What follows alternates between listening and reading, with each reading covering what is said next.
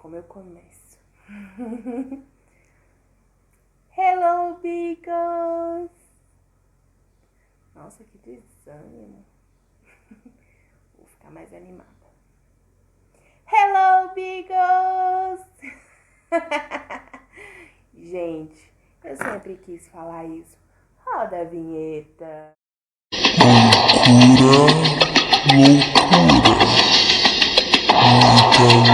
Começando meu primeiro vídeo no canal. Deus queira que eu continue com esse canal. Então, gente, hoje eu vou falar sobre doenças mentais, saúde mental. Enquanto isso, eu vou me maquiando aqui pra poder, não ficar parada, sabe? Só olhando vocês e tal, e conversando, aquela coisa meio chatinha. Não foquem na maquiagem, porque não sou profissional, tá? E também não vou ficar, falando... eu estou usando... Como é o nome disso aqui mesmo? Água micelar. Eu não estou usando água micelar de tal fulano de tal. Eu estou usando a base da Uni. Eu não vou ficar falando porque esse não é o intuito do vídeo. O vídeo é falar sobre saúde mental, sobre depressão, sobre bipolaridade. E o foco principal do meu canal, eu quero que seja sobre borderline. Por que, Sara? Por que você quer que seja borderline? Por quê? Porque eu tenho borderline. E começando já falando, eu tenho borderline, eu não sou borderline. Às vezes eu posso até no meio do vídeo falar bem assim, eu sou borderline, mas o que eu quero dizer com essa frase? Eu quero dizer que eu não sou a doença, né? Mas eu tenho uma doença. O principal sintomas para você ser um borderline é a variação de humor e o medo de abandono. Mas variação de humor, Sara, isso não é coisa de bipolar. Realmente, tem muitas pessoas que confundem. Por quê? Porque o bipolar, ele tende a ter depressão e euforia. Porém, qual é a diferença? O transtorno afetivo bipolar, ele é um transtorno de humor, né? A pessoa tá eufórica, fica eufórica e depois fica depressiva. Já o transtorno de personalidade borderline é uma questão de personalidade. Você vive com... É como se você misturasse todas as personalidades junto e jogasse. Pronto. Tem tudo. Só que aí você vive todas essas personalidades em um dia. E o bipolar, geralmente, ele tende a ter variações de humor mais prolongadas. Por exemplo, ele pode entrar em mania, que é o estado da euforia, e ficar dias, até meses. Tanto que ele também pode entrar no estado da depressão e ficar dias e meses, né? Já o borderline, a variação de humor dele é muito rápido. E também a questão do medo de abandono, né? Tanto real quanto imaginário. Porque muitas vezes a gente, borderline, pensamos que vamos ser abandonados, né? Pensamos que vamos ser abandonados a qualquer momento. E muitas vezes isso faz a gente tomar atitudes que realmente afastam as pessoas da gente. Eu, por exemplo, eu tinha muito medo de nunca ter um relacionamento, nunca ter amigos verdadeiros. E para o borderline é muito difícil você realmente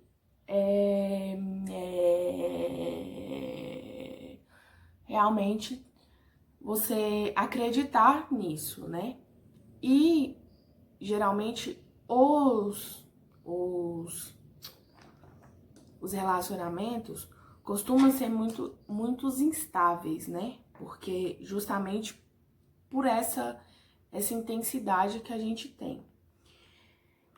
Bem, temos também a autodestruição, né?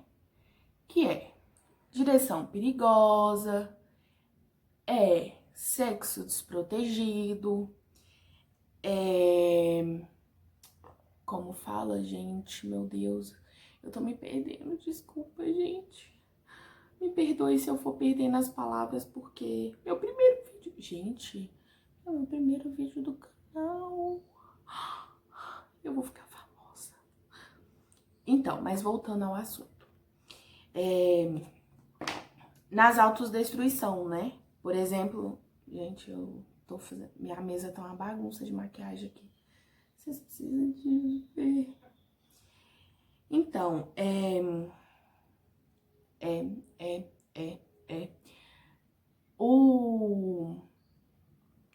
geralmente as autodestruição são, como eu falei, direção perigosa, ou você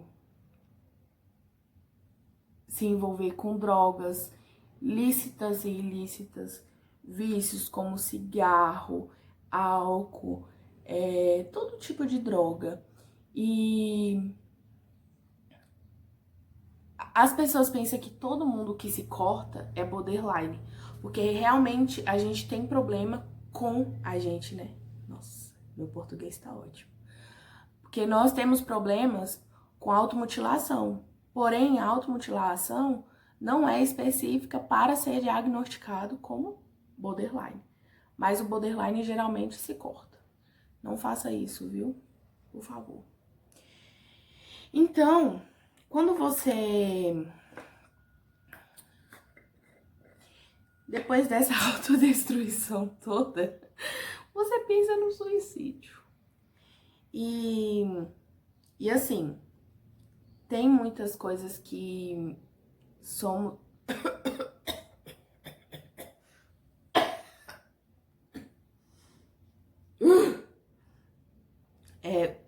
muitos borderlines, não só o borderline, mas muitas doenças mentais, tende a você tentar suicídio e planejar.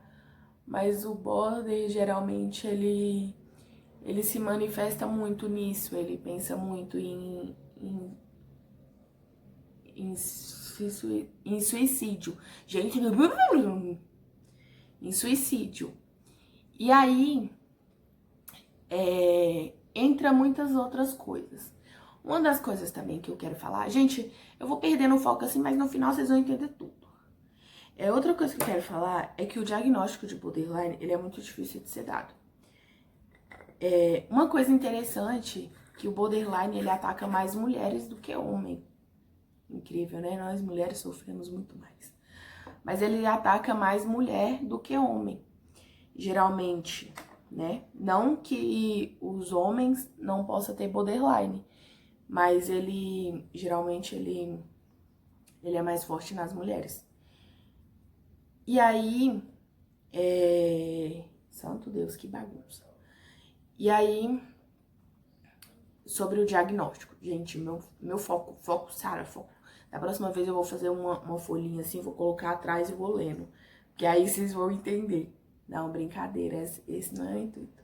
O intuito é ficar assim mesmo, uma conversa informal, sabe? Vocês entendendo, não entendendo. E se vocês não entenderem, vocês vão escrever aí nos comentários pra eu poder responder a perguntinha de vocês. Se eu não souber, eu vou atrás. O diagnóstico, muitas vezes, ele é demorado dar, porque ele é muitas vezes confundido com outras doenças. Não gostei dessa cor. Eles é confundido com outras doenças, como, por exemplo, até o transtorno afetivo bipolar, com psicose, porque o borderline, ele tem todos esses sintomas, né? Ele tem todos os sintomas de outras doenças e muitas vezes é confundida. O tanto é que...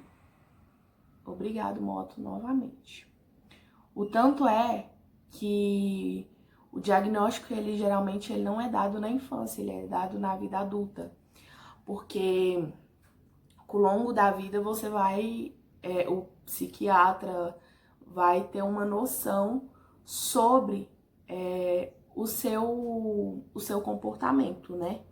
Eu, por exemplo, mesmo tinha comportamentos que eu não entendia e que eu só vim entender depois que eu fui diagnosticada e que eu comecei a pesquisar mais sobre a doença, né? Não que também eu sou uma expert, né? Eu tô falando com vocês minha vivência e o que eu aprendi um pouquinho, né? Porque também a doença é tão complexa que nem os médicos, muitos médicos não entendem direito. O tanto é que tem muito médico por aí que tem medo de diagnosticar como borderline. Ah, Sara, mas eu nunca ouvi falar sobre essa doença, mas é uma doença muito comum. E muitas vezes a gente não sabe, né? Não entende as coisas que vai acontecendo. Porém, o diagnóstico errado é muito ruim pra gente também. Por quê? Porque pra gente, borderline, é mais fácil ser tratado, não que a medicação não tenha que ter uma medicação, porque tem que ter uma medicação, mas ela é mais tratável em terapia do que a própria medicação. Ela é mais eficaz. E aí, muitas vezes, os médicos não te diagnosticam como borderline, né? Porque eles mesmo confundem. Eu já vi, quando eu fiquei internada, na minha internação psiquiátrica, eu já vi médicos diagnosticando outras doenças e depois foram descobrir que tinha borderline. Eu mesmo fui assim. Eu fui internada a primeira vez com o diagnóstico de depressão e depois que foi descobrir que eu tinha borderline, né? E aí vem... Mas tá, e aí pra você ser diagnosticada borderline, você tem que fazer o quê? Você tem que ser louca. Tô brincando, gente, não é isso não. Mas você tem que preencher pelo menos 5. Isso eu anotei porque eu quero falar pra vocês e eu não sei. Peraí, deixa eu olhar aqui. Você tem que preencher 5 trenzinhos lá do DSM, do Manual de Estatísticos de Transtornos Mentais. É isso aí. Você tem que ter esses tipos de sintomas. No caso, você tem que preencher os sintomas do borderline, né? E infelizmente eu preenchi, né? Deus me livre. Glória a Deus. Mas aí você tem que preencher pelo menos 5. São 9. São 9 sintomas lá. E você tem que preencher pelo menos 5 para você ser diagnosticado. Bem, como eu tava falando, muitas vezes a gente não entende nossos comportamentos e só vamos descobrir depois que descobrimos nossos transtornos, né? Por exemplo, eu tinha comportamentos autodestrutivos, agressivos, que eu não sabia, não tinha noção, mas que já era a minha doença se manifestando.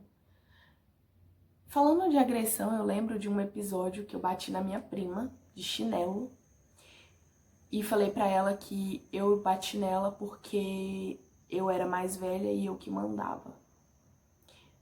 Olha que autoridade, né? Sendo que eu não tinha autoridade nenhuma para bater em ninguém, né?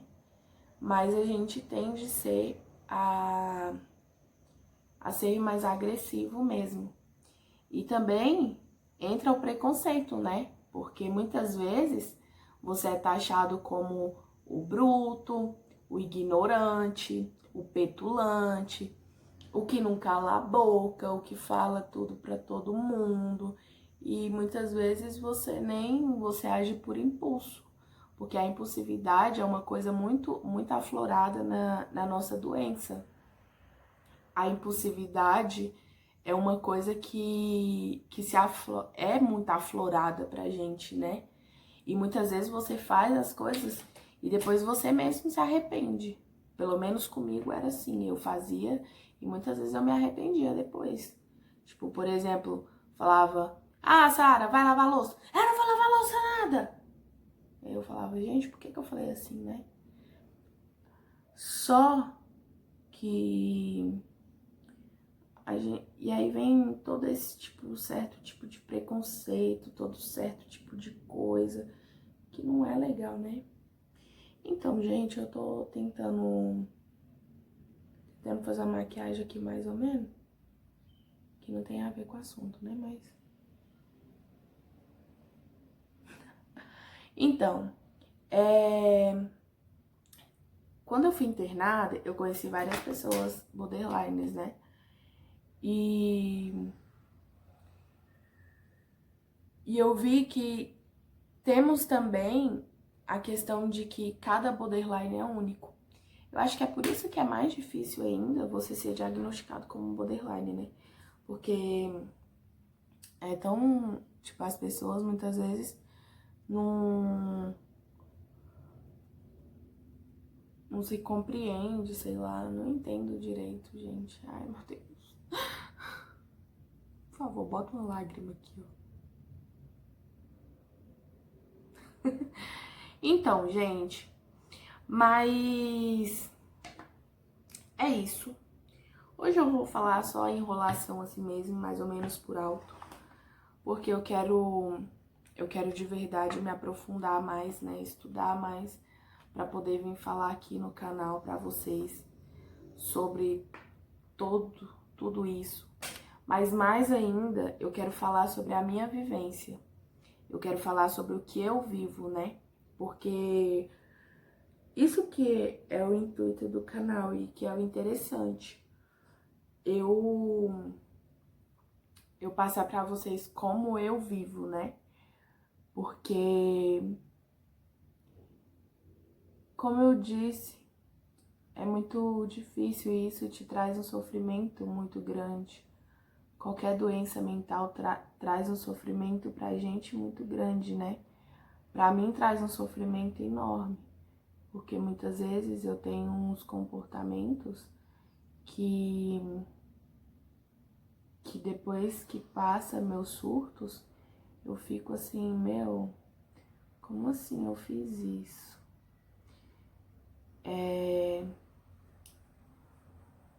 Enquanto eu termino essa maquiagem, porque o vídeo, nossa, tenho que terminar rápido, né? Porque senão o vídeo vai ficar grande e vai ficar chato. Mas eu queria compartilhar com vocês uma coisa. Uma coisa que me dói muito escutar e que às vezes eu escuto muito.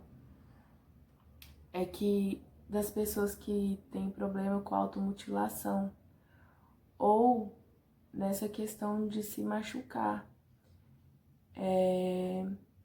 Eu escutava muito pessoas falando que quem fazia isso era porque queria aparecer. E o mais interessante é que outras patologias, que são outras doenças mentais, muitas vezes não compreende a sua doença e o quão complexa ela é, né? Porque eu lembro de um episódio que aconteceu, que eu tinha me cortado, eu tive um surto, e aí eu me cortei e precisou fazer um curativo no meu braço. Isso eu tava na clínica psiquiátrica internada. E fui participar de um grupo terapêutico, onde tinha vários tipos de pessoas. E um rapaz que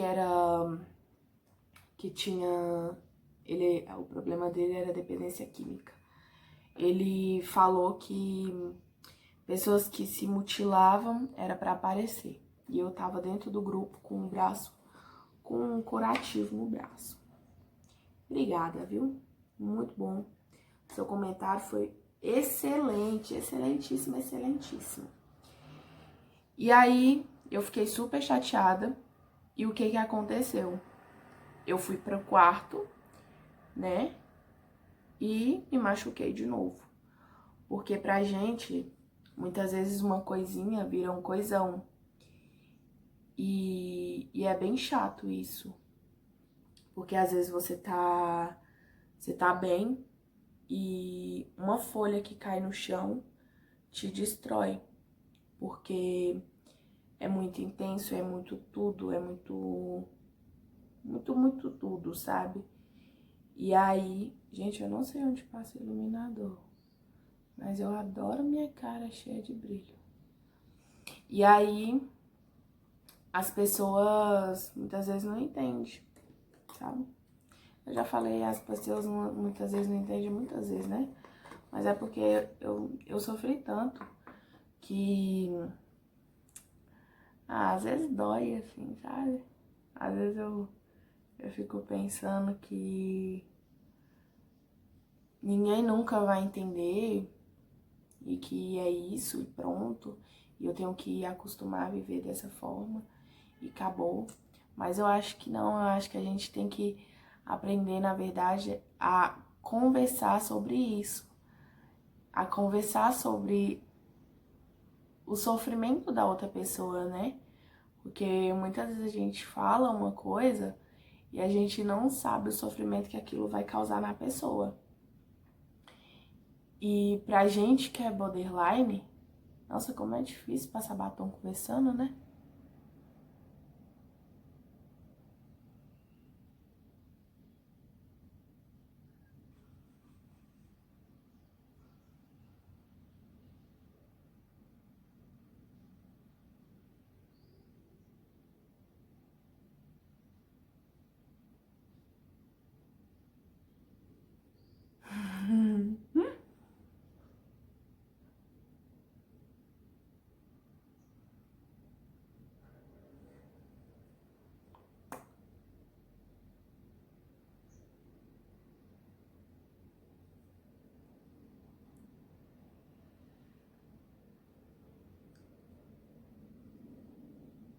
Meu Deus, que isso?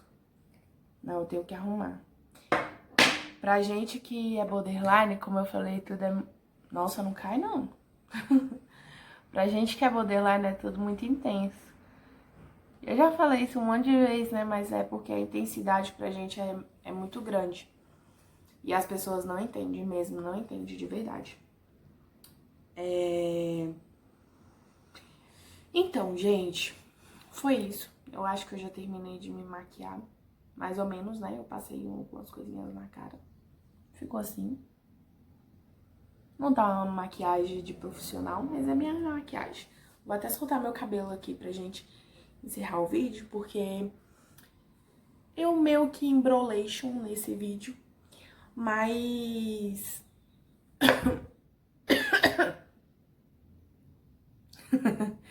Mas como eu falei, eu quero trazer minhas vivências também, sabe? Eu vou falar pra vocês sobre minhas internações, eu quero falar tudo que aconteceu, como foi viver isso tudo, porque quando eu fui internada, eu fiquei com muito medo, porque eu achava que era uma coisa de louco, né? E na verdade a gente tem que quebrar esse estigma, porque hoje já existe a lei antimanicomial, não pode existir um manicômio no Brasil. Então, assim, tem tudo muito isso, eu quero falar sobre isso, essas coisas. E eu vou falar sobre também muita coisa que eu passei, meus traumas. Mas vai ser assim, eu quero usar tópicos, sabe? Hoje eu vou falar sobre isso, hoje eu vou falar sobre aquilo. Hoje eu queria mais era fazer um videozinho mesmo pra começar o canal, me apresentando. Então, assim, se você gostou, já dá o seu joinha, dá o seu likezinho. Me ajuda, por favor, continuar o meu canal, por favor. Me ajuda a continuar o meu canal, dá o seu joinha, se inscreva no meu canal. E qualquer dúvida, qualquer coisa que vocês quiserem falar, dicas, me fala se tá gostando, se não tá gostando, o que eu posso melhorar, fala nos comentários que eu vou ver tudo e eu vou tentar sempre trazer o melhor pra vocês, tá bom? Então é isso. Beijinho. Tchau, tchau.